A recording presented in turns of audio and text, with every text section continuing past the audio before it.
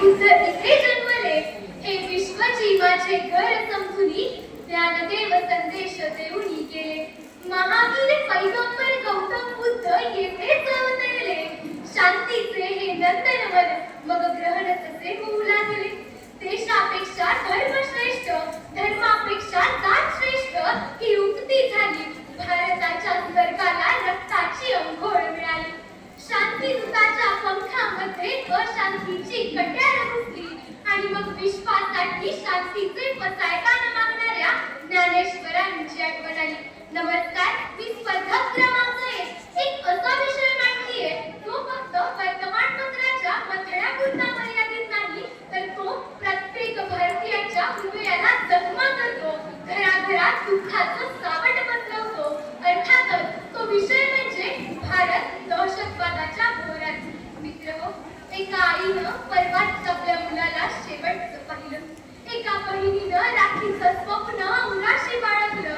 अहो, त्या सैनिकांच्या मुलांना अजून बाबा अशी हाकही मारता आली नाही, कारण सीमेपलीकडून आलेल्या दहशतीच्या गोळ्यांनी त्या घरात शून्य पेरलं.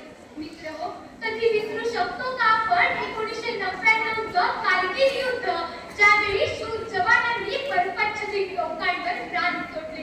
कधी विसरू शकतो का आपण मुंबईतील 26/11चा हल्ला, ज्या रात्री मुंबईचं धडधडतं हृदय भागलं? अहो, इतकंच काय, परवाचीच गोष्ट टीव्ही पाहत होते, न्यूज चॅनल लागलं होतं. काश्मीरमधील पहलगाम येथील व्हॅलीमध्ये पर्यटकांची मोठी गर्दी होती. एक दहशतवादी टेहळणीसाठी उभा राहिला.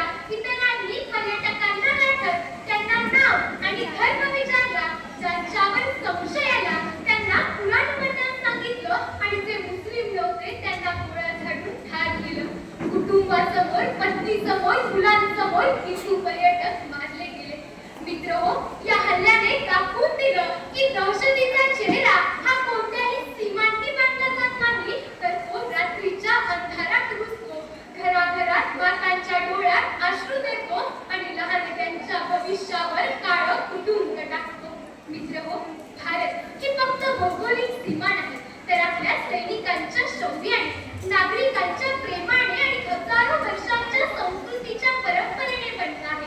पण दहशतवाद म्हणजे फक्त बॉम्ब, बंदुका आणि धमक्या नसून तो आपल्या मनात भीती निर्माण करतो, आपल्याला एकमेकांपासून दूर करतो, आपल्या मनात संशय, भेद आणि द्वेष निर्माण करतो.